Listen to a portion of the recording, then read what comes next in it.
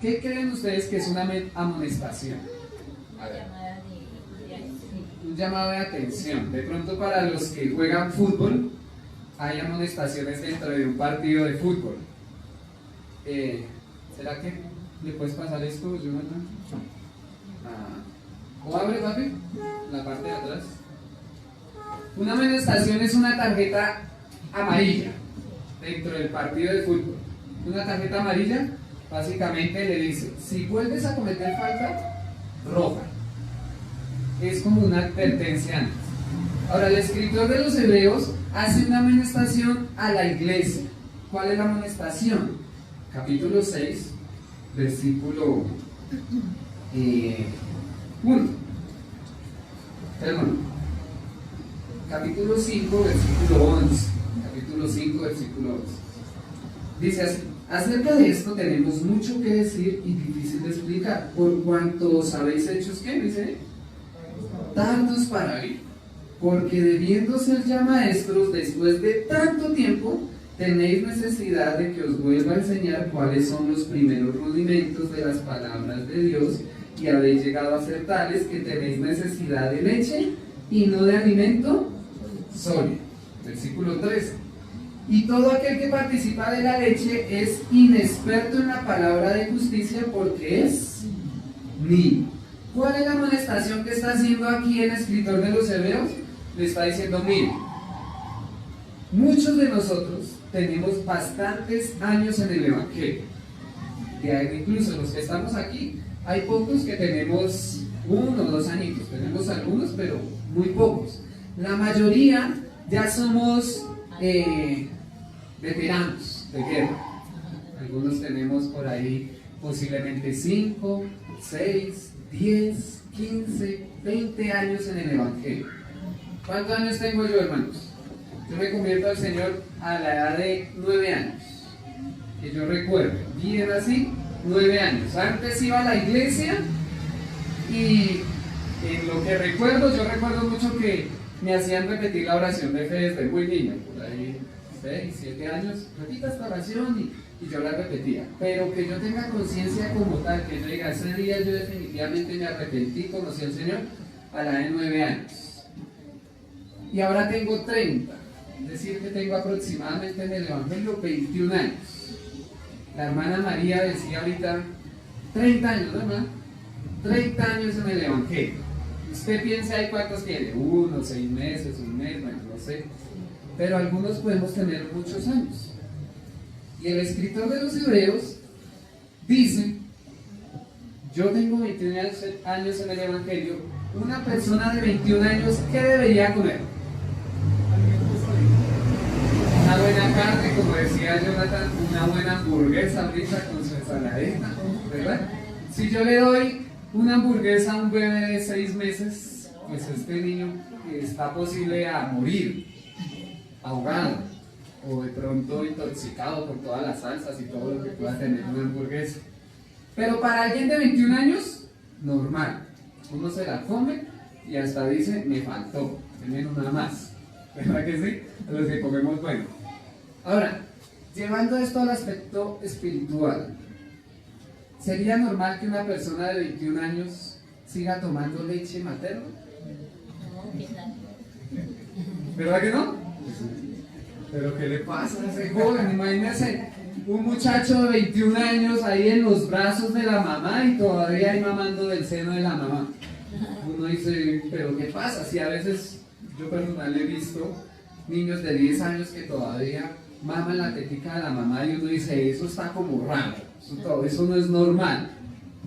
Pues hermanos, entre más tiempo uno lleve en el Evangelio, conociendo de Dios, uno debería ser mucho más maduro.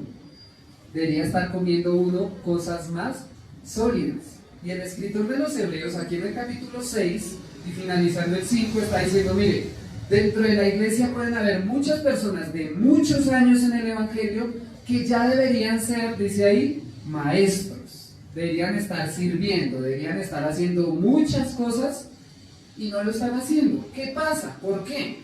Bueno, dice ahí en el capítulo 6, ahí sí cuando entramos al capítulo 6, básicamente porque nos empezamos a enfocar doctrinas que no tienen mucho sentido, en temas que ya se debían haber superado por mucho tiempo. ¿Cuáles de esos temas fueron? Los estudiamos la semana pasada y lo encontramos en el versículo 1 del capítulo 6.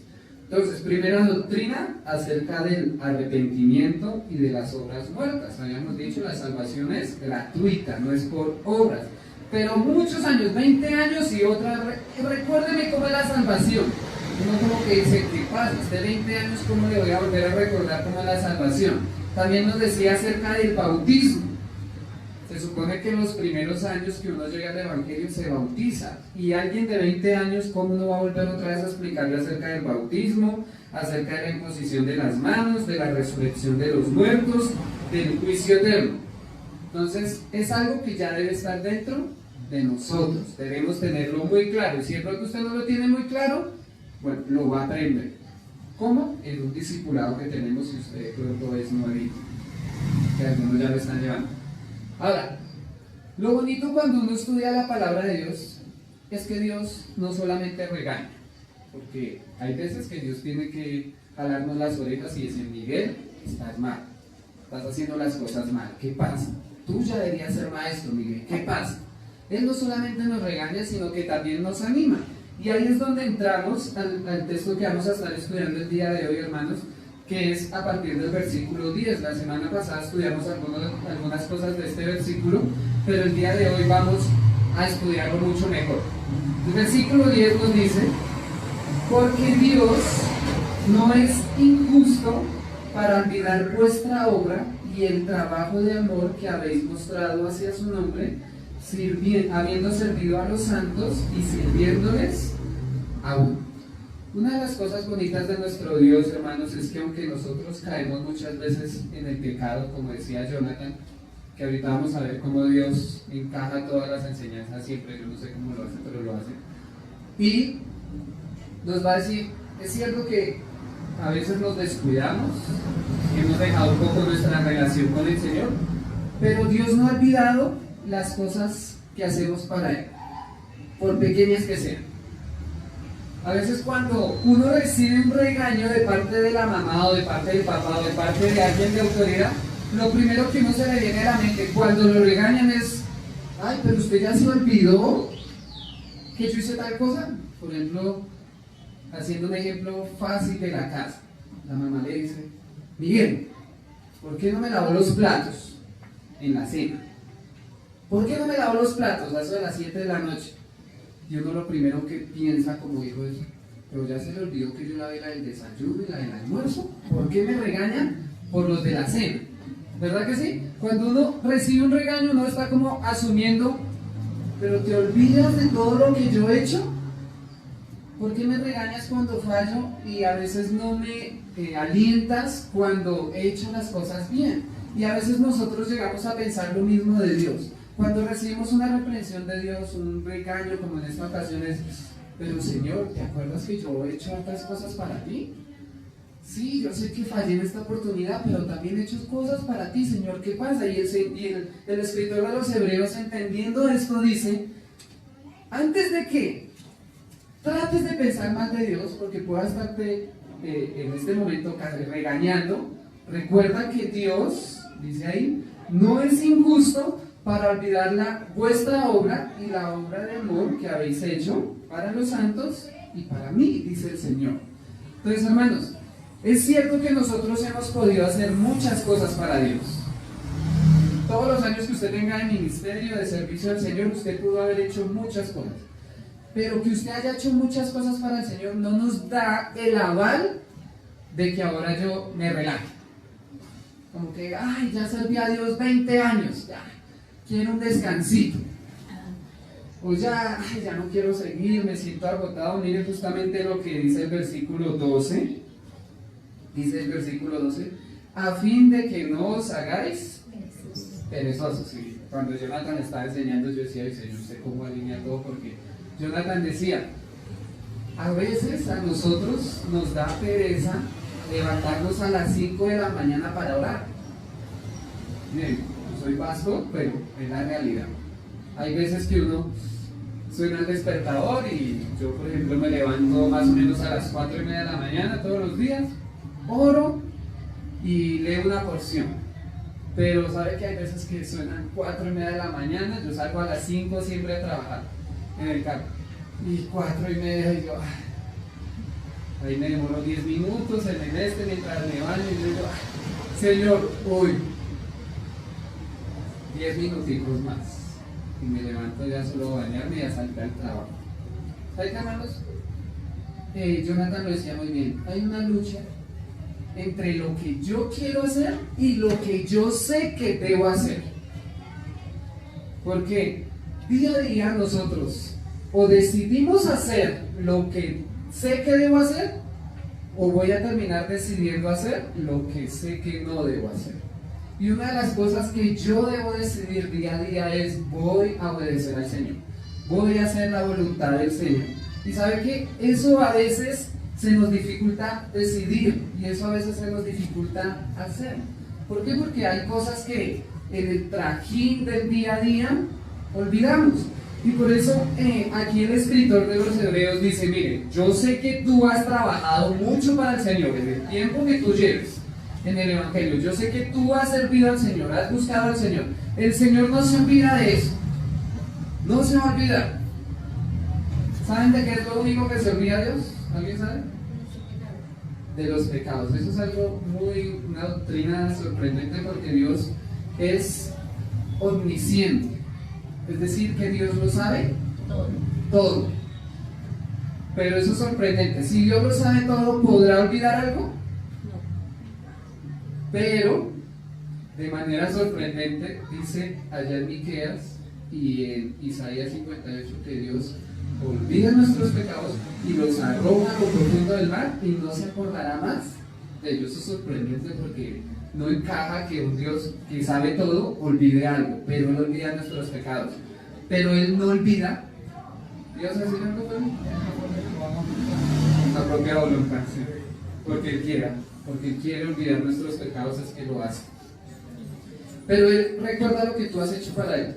Pero nuevamente, porque hayamos hecho por mucho tiempo, no nos da el aval de volvernos, ¿dice ahí? ¿Cuál es la palabra? Perezosos. Mire, esto es curioso porque nuestra memoria, nuestro cuerpo trabaja por memoria, por patrones, por hábitos. Yo recuerdo mucho, voy a usar el ejemplo de mi mamá. Mi mamá trabajó como, ¿cuántos años más? 30, 35 años, hasta más. Y ella entraba a trabajar a su empresa, tenía horarios en la mañana a las 6 de la mañana. Pues yo me acuerdo mucho que cuando yo era muy pequeño, yo escuchaba a mi mamá tipo 4 de la mañana por ahí. Ella se levantaba a hacernos el almuerzo y el desayuno. Nos tenía el desayuno y el almuerzo hecho a las 4 de la mañana. Mire, 30 años levantándose a las 4 de la mañana. 30 años. Ella salió de pensionada hace como 4 años, ¿ya, mami? 4 años pensionada. Y yo en ese tiempo, cuando llego al Perú y mi mamá es pensionada, yo vivía con ella. Y yo dije: ay, ya mi mamá va a descansar por fin. Se va a levantar tardecito y voy a dejar de escucharla. Pues no, hermanos, fue peor. Fue peor porque ella se levantaba a las 4 y ya tenía su hábito. ¿Qué hago? Cocino, me baño y me voy. Y uno a las 5 al menos ya sabía, ya me va a escuchar a la señora por allá mover las ollas y hacer lo que está haciendo. Pero entonces se levantaba a las 4 y hace ruido. Ponía por allá su música, sus cositas. A las 5 no se iba, hermano, seguía por allá. ¿Por qué? Porque ella estaba acostumbrada a levantarse temprano. No es que dijo: ay, ahora me voy a volver perezosa, ahora sí me voy a levantar a las 11 de la mañana. No, sino que ella siguió con su mismo estilo de vida. Y lo que trata de decir aquí el escritor de los Hebreos, hermanos, es que si nosotros hemos durante tantos años servido a Dios, trabajar para Él, vivir para Él, no quiere decir que ahora: ay, Señor, ya lo he hecho por 30 años, ya lo he hecho por 15 años, ahora sí voy a descansar, me voy a volver perezoso. Es lo que dice Él. Él dice, por el contrario: no olvidéis, no os volváis perezosos, no os hagáis perezosos, sino, sigue diciendo el versículo 12, imitadores de aquellos que por la fe y la paciencia heredan las promesas. Ahora, mi mamá posiblemente, no sé qué pensaría ella, pero ella tenía en mente, me sacrifico todos los días levantándome a las 4 de la mañana porque tiene una esperanza. ¿Cuál era esa esperanza? Bueno, la esperanza del 15, su plata, o si pagaban mensual, el 30, mi platica para mis gastos, pero había otra esperanza aún más allá. ¿Cuál era esa siguiente esperanza? La pensión. La pensión. Va a llegar un momento en el que voy a descansar, un momento en el que voy a disfrutar de lo que he estado sembrando día a día. Pues básicamente es lo mismo que nos está diciendo el escritor de los Hebreos. Él nos está diciendo, miren, mientras estemos aquí en vida, sirvamos a Dios, vivamos para el Señor, trabajemos para el Señor, con la mente en que ha llegado un momento que vamos a recibir esa pensión. Va a llegar un momento en el que vamos a estar con el Señor Jesucristo y ahí vamos a disfrutar de todo lo que se sembró aquí en tierra. Pero ¿cómo se puede llegar a ese tiempo y realmente disfrutarlo, por decir así, sin decaer, sin angustiarnos? Hay dos cositas claras ahí. Dice, para aquellos que por la, ¿qué dice? Por la fe y la paciencia. Hermanos, porque esta vida cristiana, si algo la caracteriza es la fe y la paciencia. La fe, ¿por qué? Porque el apóstol Pablo decía, poniendo los ojos en las cosas que no se ven.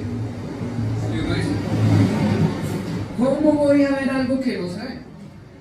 ¿Cómo voy a esperar algo que no se ve, que no es certero, que no puedo yo evidenciarlo? Pero la vida cristiana es de fe. El Señor dijo, el Señor Jesucristo le dice a sus discípulos, les dice, es necesario que yo me vaya porque allí les voy a preparar una morada. Voy a ir a prepararles lugar. Eso yo no lo veo. Yo no sé cómo será mi casa en el cielo. Yo no sé si será de 1 piso, 2 pisos, 3, yo no lo sé. Yo no sé si solamente serán 4, porque ni sé si voy a dormir, no lo sé. Pero el Señor dijo, yo voy a prepararles lugar. Y yo estoy enfocado en mi vida porque yo sirvo al Señor, porque yo vivo para el Señor, porque yo hago lo que hago para el Señor, porque es que Él me tiene un lugar preparado allá. Yo no lo veo, pero allá está. Y eso se hace con fe, viendo lo que no se ve. Y segundo, con paciencia. ¿Por qué? Porque estoy seguro que en esos 30 años que trabajó mi mamá hubo muchos días que dijo, yo no me quiero levantar hoy. Y ustedes mismos, hermanos, que trabajan. Hay veces que yo digo, Señor, estoy tan cansado.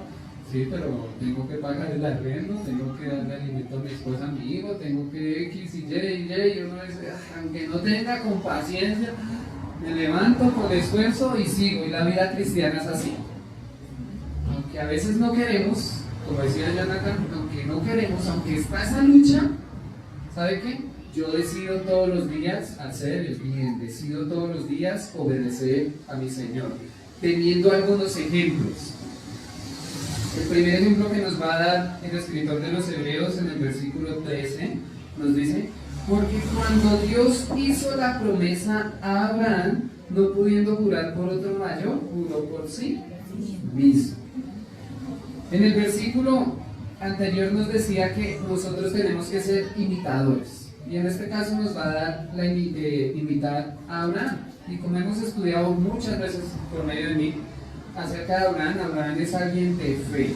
Es alguien que lo que se le dijo, él dijo, Dios lo va a hacer. ¿Cómo? Pero lo va a hacer. Le dijo, voy a bendecirte. El siguiente versículo nos lo dice claramente. Ese mismo, el 14 nos dice, diciendo, de cierto te bendeciré con abundancia y te multiplicaré grandemente. Cuando él recibe esta promesa, Abraham tenía 75 años, no tenía hijos, su esposa era estéril, y Dios le dice, te voy a multiplicar, y él creyó. Ahora también le dice, te voy a bendecir con abundancia. Esta bendición de abundancia básicamente, aunque no necesariamente es así siempre, pero para Abraham era, te voy a enriquecer, te voy a dar una tierra y vas a tener plata. gustaría que esas promesas fueran para nosotros, pero no siempre. El Señor dice poner la mirada en las cosas de arriba, porque las de la tierra perecen, pero las de arriba son eternas. Pero para Abraham tuvo una especial, dijo, te voy a enriquecer, vas a tener una nación grande. Y cuando habla de una nación grande, era un reino, que la gente iba a venir hacia él y no iban a poder derrotarlo. Y cada vez que uno derrotaba un reino, pues lo que le venían era riqueza, se quedaba con todo lo de los reinos. Bueno, para Abraham fue así, y él creyó, aunque estaba en un buen sitio, porque cuando él sale de allá de Mesopotamia, Babilonia, lo que nosotros conocemos más adelante como Babilonia, era un lugar próspero, pero él se va a un lugar donde el Señor le dijo, yo te voy a bendecir y te voy a multiplicar, y él le creyó. Estudiamos el texto de allí cuando el Señor le dice, es por medio de Isaac, y le dice ahora, sacrifica a tu hijo Isaac, y él siguió creyendo. Dice ahí en Hebreos que lo que tenía en mente Abraham era, Dios es tan poderoso que si yo mato a mi hijo, Dios lo va a resucitar de los muertos. ¿Cómo lo va a hacer? No sé, pero lo va a resucitar. Él era un hombre de fe y de paciencia. ¿Por qué? Porque cuando si lleguemos otra vez a Hebreos capítulo 11, nos dice que Abraham ni siquiera alcanzó la promesa. ¿Cómo así? Él llega a Canaán, que era la tierra prometida, pero Abraham vivió ahí como tierra de extranjero. Es decir, que supongamos yo le digo a usted, voy a usar Anderson, esa casa es para usted, esa de allá afuera. Y le digo, pero por ahora, ve y pagas al vivo. Entonces, Anderson, si es mía, porque voy a pagar la mía. Pero, vaya y pagarle. Eso fue lo que pasó con Abraham. Abraham llega a la tierra prometida, que es Canaán, pero él sigue ahí como si fuera extranjero, como si eso no fuera de él. ¿Cuánto tiempo pasó para que esto se pudiera cumplir?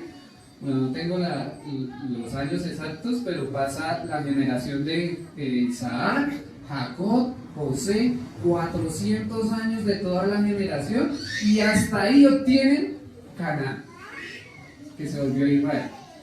Entonces, hermanos, recuerden que ellos ya estaban en Canaán y se volvieron para Egipto, y otra vez Dios los volvió a llevar para allá, para la tierra prometida.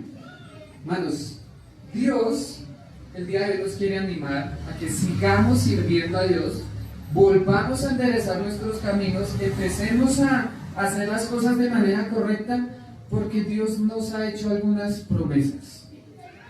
Y Dios no va a olvidar lo que nosotros hemos hecho, y tampoco va a olvidar las promesas que nos ha dado. ¿Qué promesas tenemos más o menos del Señor? Bueno, antes mire lo que nos dice ahí el versículo 15. Y habiendo esperado con paciencia, alcanzó la promesa. Nosotros sigamos adelante sirviendo al Señor, porque Dios va a cumplir su promesa. Algunas promesas que tenemos, hermanos. Vamos a Romanos capítulo 8.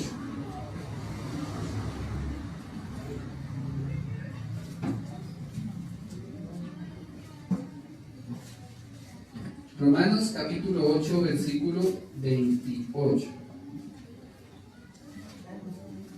¿Alguien si lo encontró lo puede leer? 8, 28. Y sabiendo que a los que aman a todas las cosas les ayudan a bien. Esto es a lo que conforme a sus propósitos son llamados. Gracias, hermana María. ¿Cuál es la promesa aquí del Señor? A ver, facilito. Que todo nos ayuda a bien. Si usted ama al Señor, todo le ayuda. Ay, pastor, pero Dios, estoy sin trabajo. Todo. Señor, tengo una enfermedad. Todo. Mi hijo está pasando por una adversidad. Todo. Me van a sacar de la casa. Todo. Esa es la promesa. Dice ahí la promesa, todo me ayuda a bien. Estos a los que aman a Dios, estos son los que, como dice el versículo, conforme a los que a su propósito son llamados. El Señor tiene un propósito para nosotros, hermoso, maravilloso, pero para que eso se pueda cumplir, van a pasar cosas muy bonitas. Mientras usted esté en el Evangelio, esté con el Señor cogido de la mano, yo se lo puedo decir, le va a pasar cosas maravillosas. Yo las he experimentado, pero también cosas muy feas. ¿Cómo así? Pero si está en el Señor, ¿sí? Pero ¿sabe qué? Esas cosas malas me han ayudado muchísimo más que las cosas buenas. ¿Sabe qué? Porque uno en las cosas buenas a veces uno como que no ve lo maravilloso. Se olvida de depender un poco del Señor, se olvida de ver lo bonito que es Dios. Y en las cosas malas ahí sí uno se agarra más. Pues ahí los cógeme porque me suelto. ¿Sabe qué? Todo nos ayuda bien. Hay otro texto más, Juan 6:37, otra promesa bonita del Señor. Juan 6:37. A ver, ¿quién lo encontró por ahí? Amén. A ver, Cristian, si lo encontré. Dice la palabra de Dios, dice, todo lo que el Padre me da, vendrá a mí. Y a que a mí viene, no me Bien, gracias, Cristian. ¿Cuál es la promesa ahí? Que todo lo que a mí viene, dice el Señor Jesucristo, no le he hecho fuera. ¿Sabe qué? Una de las promesas bonitas de nuestro Señor es que no somos rechazados. Algunos de pronto sufrimos en nuestra juventud que no nos prestaban atención. De pronto la muchacha, ya que a usted le gustaba, o el muchacho, y uno como que va y medio le habla, no eres mi tipo. Uno le rechazaba. O en un trabajo, uno con todas las ansias de quiero trabajar, va, presenta la hoja de vida, le hacen la entrevista y le dice, es que lo que pasa es que tú no cumples con los requerimientos que tenemos, así que gracias, te estamos llamando. Y uno, si te estamos llamando, no te van a llamar. Y así en muchas oportunidades uno puede presentarse en algunas ocasiones que es rechazado, es desechado, pero con el Señor no. El Señor dice ahí claramente, y el que a mí viene, no le he hecho fuera, recibido. Eso es una promesa hermosísima de mi Señor, porque el Señor dice, mira Miguel, ven, con confianza, yo no te voy a echar fuera. Y esto es de pronto si tenemos dudas de, ¿será que me puedo presentar ante el Señor así como estoy, con pecado? ¿Será que puedo ir al Señor después de tanto tiempo que me ha alejado? ¿O por primera vez, será que yo puedo ir a Dios y Dios no me va a desechar? Hay veces que nosotros pensamos que por pecar Dios como que se aleja de nosotros, se aparta del Señor. Dice, no, ven, yo no te echo fuera, búscame, que yo voy a estar ahí. Esa es una promesa hermosísima de parte de Él. Entonces, si de pronto le hemos fallado a Dios, vayamos a Él, porque no nos va a echar fuera. Otra más, Filipenses, la mencioné ahorita mientras estábamos cantando. Filipenses capítulo 1. Otra promesa más. Filipenses capítulo 1. Se me olvidó el versículo. Si alguien me ayuda, porque empezó en nosotros la buena obra, la perfeccionará hasta el día de Jesucristo. 6. Está en el 16, sí. Gracias. Efesios 1:6. Diga, por favor, léelo ya que lo. Estando persuadido de esto, Filipenses 1:6. estando persuadido de esto, que el que comenzó en vosotros la buena obra la perfeccionará hasta el día de Jesucristo. Amén. Otra promesa, hermanos, maravillosa es que Dios no deja las cosas a medias. A veces nosotros sí. Hay muchos proyectos que yo me he planeado y he tratado de organizar y lo he dejado ahí. Esto como que no me dio resultado, fuera. Esto no sirvió, fuera. Un trabajo, este trabajo no cumplió con mis expectativas, busco otro. Y normalmente nosotros dejamos las cosas así, como si nada. Y esto se puede unir a cualquier esfera de nuestras vidas. Matrimonio, este matrimonio como que no me sirvió, esta persona no, fuera. Pero el Señor dice aquí claramente que lo que comenzó en nosotros lo va a perfeccionar. Si usted ha confiado en el Señor Jesucristo de todo corazón, Dios lo va a perfeccionar a usted. Aquí en esta tierra, quizás muchas cosas, pero la perfección completa cuando lo veamos tal cual como Él es. Porque el mismo apóstol Pablo dice, seremos como Él porque le veremos como Él es. Vamos a ser perfectos. Entonces, tenemos promesas, podríamos seguir, hermanos, pero se nos va a ir todo porque Hay, no sé si usted ha leído ese, hay Biblias que venden Biblia de promesas. ¿Quién lo ha visto? ¿Sí? Y cuando uno abre la Biblia, dice todo lo que está pintadito son las promesas de Dios. Y uno todo emocionado se compra su Biblia de las promesas y lo abre y casi toda la Biblia está despintada. Entonces, lo que tenemos son promesas de parte de nuestro Señor. Y Él nos dice ahí en Hebreos, volvamos a Hebreos otra vez, capítulo 6, que Él las va a cumplir. Y nos va a dar una ilustración, un ejemplo para demostrar que Dios cumple las promesas con el ejemplo de Abraham. Y el ejemplo de Abraham es muy bonito porque no sé si cuando a uno le dice, ¿lo hiciste, Miguel? No, mamá, yo no lo hice, se lo juro. Uno normalmente cuando dice se lo juro, uno pone algo que es muy importante para uno, quizás no es tan importante para la persona que lo escucha, pero para uno sí. Por ejemplo, se lo juro por mi mamá, dicen muchos. ¿Y a mí qué me importa quién es tu mamá? ¿Me vas a pagar o no? Pero para esa persona es importante su mamá, y él dice, se lo juro por mi mamá. O un niño, se lo juro por mi peluchito. Peluche que no tiene valor, pero para él es importante, y él dice, se lo juro por ese osito. Ahora, Dios dice, yo prometo y cumplo. Le dijo a Abraham, y si no me crees, te lo juro por mí mismo. Es lo que le está diciendo. Dice ahí, versículo 13. Porque cuando Dios hizo la promesa a Abraham, no pudiendo jurar por otro mayor, juró por sí mismo. Dios le dijo a Abraham, te voy a bendecir, te voy a multiplicar. A nosotros nos dice, Miguel, no te echo fuera, todo lo que te pase es para tu bien, te voy a perfeccionar, te lo juro por mí mismo. Lo que está diciendo es decir, como no hay nadie mayor que Dios, Él jura por Él mismo. Y quizás en esa cultura judía, que es lo que nos va a seguir explicando, el versículo 16 dice así, porque los hombres ciertamente juran por uno mayor que ellos, y para ellos es el fin de toda controversia, es el juramento para confirmación. ¿Qué nos está tratando de decir el versículo 16? En la cultura judía, cuando alguien juraba, ahí se acababa el tema. Dice ahí, es el fin de toda controversia. El fin de toda conversación para ellos finalizaba en te lo juro. Y ya como que uno decía, no, si está jurando, es porque va a cumplir.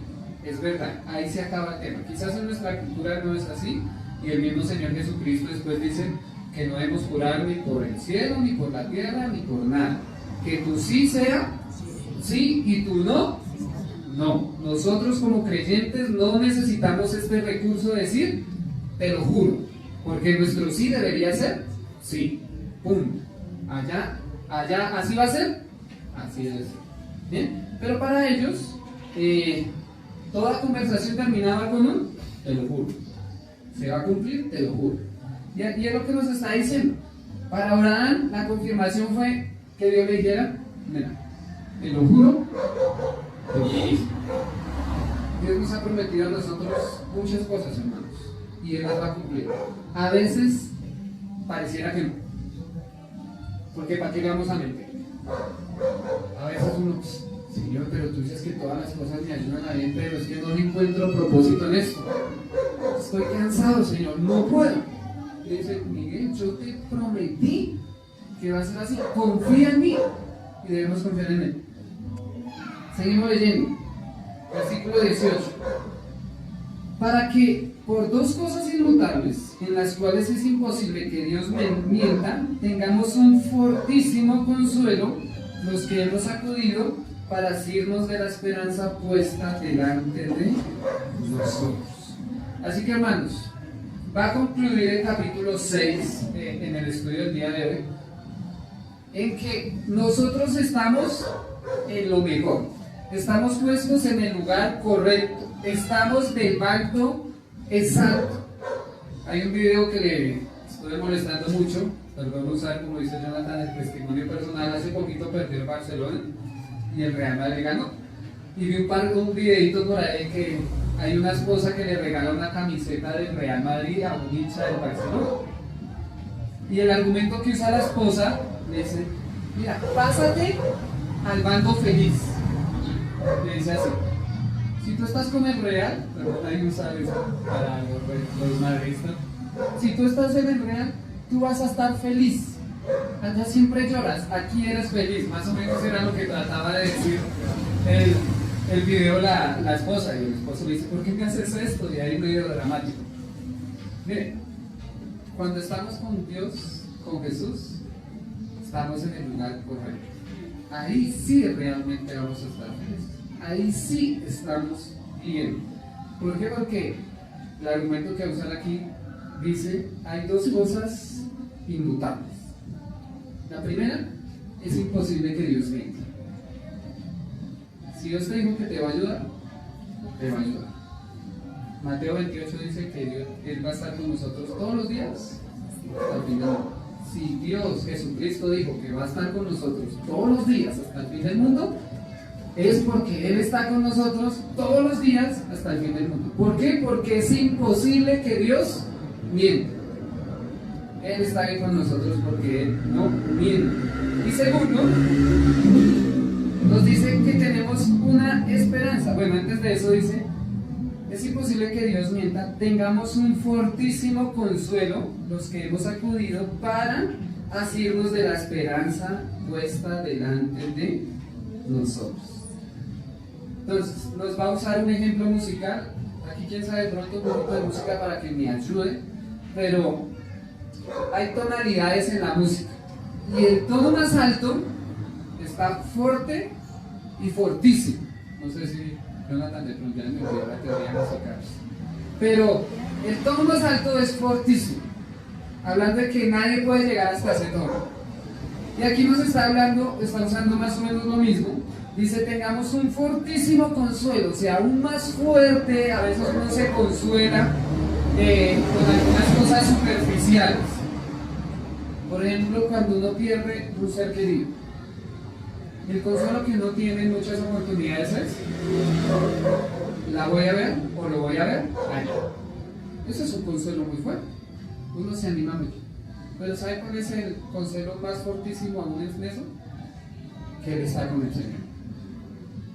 Eso es mucho mejor que ponerme yo encima de lo que Él está disfrutando y de lo que yo voy a disfrutar en el cielo. Posiblemente cuando llegue al cielo ni siquiera va a estar enfocado en el familiar que falleció. Voy a estar enfocado en, voy a ver el Señor. Ya de pronto mis amigos que partieron con el Señor ya no van a tener mucha importancia. Mi enfoque va a estar, voy a estar con mi Señor. Y el consuelo fortísimo que nosotros tenemos, hermanos, es justamente eso. Tenemos una esperanza. Esa esperanza está puesta de que un día vamos a ver al Señor. ¿Por qué debo aún perdurar en el camino del Señor? Porque ya no tengo que darme la atribución de ser perezoso. Porque primero, Dios prometió y Él lo va a cumplir. Y segundo, porque hay una esperanza. Y esa esperanza es que un día vamos a estar con Él. Un día estaremos en Él, y por lo cual, como Él está con nosotros, sigue diciendo el versículo 19, la cual tenemos como segura y firme ancla del alma y que penetra hasta dentro del velo, donde Jesús entró por nosotros como precursor, hecho sumo sacerdote para siempre, según el orden de Melquisedec. Nos está diciendo aquí, Dios no miente. Primera aclaración. Segunda aclaración, hay una esperanza viva. Un día vamos a estar con el Señor. Pero esa esperanza debe estar puesta en el sumo sacerdote. Porque hay muchas personas que creen, yo voy a ir al cielo cuando muera. ¿Va a ir al cielo? Sí. Y lo dicen segurísimo. ¿Por qué? Porque soy muy buena persona. Y es que usted mira quién soy yo. Y ellos están convencidísimos, hermanos, que van a ir al cielo. ¿Sabe qué le pasó a esta persona? Voy a usar la ilustración que usa aquí. Dice el versículo 19, la cual tenemos como segura y firme ancla del alma. La ilustración que está usando el escritor de los Hebreos aquí es de un barco. Y un barco tiene que tener un ancla firme. Firme, firme.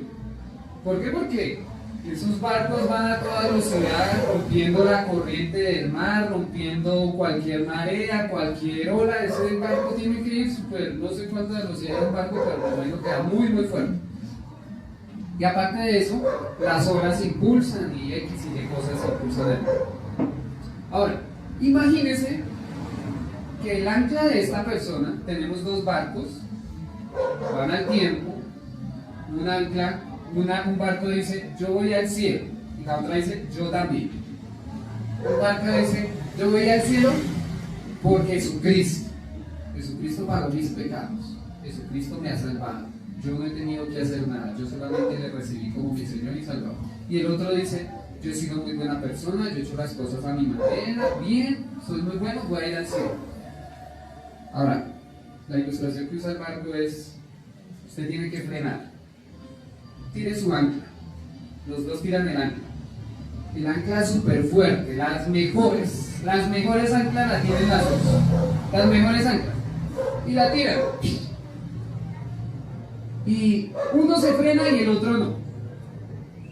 Ahora, el problema no fue el ancla, el problema fue que un barco sí amarró el ancla y el otro no. Imagínense el piloto, ¿cómo se llama un piloto del barco? El capitán, el timonel. ¡Tiran el ancla y empieza a soltarse esa cadena del ancla y una sigue, se fue la cadena y todo. ¿Qué pasó? No se sujetó al ancla. Lo que nos está diciendo aquí es lo mismo, dice, la cual tenemos como segura y firme ancla del alma. Nuestra ancla se llama Jesucristo. Si usted está cogido a Jesucristo, si está amarrado a Jesucristo, esa ancla va a frenar ese barco y usted va a estar sujeto a ese ancla. Pero si usted no está cogido a Jesucristo, ese barco va a seguir.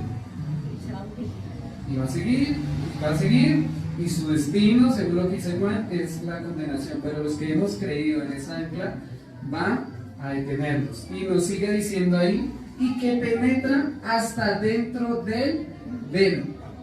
Es decir, que nos va a detener en el lugar correcto. ¿Sabe cuál es ese lugar correcto? El cielo.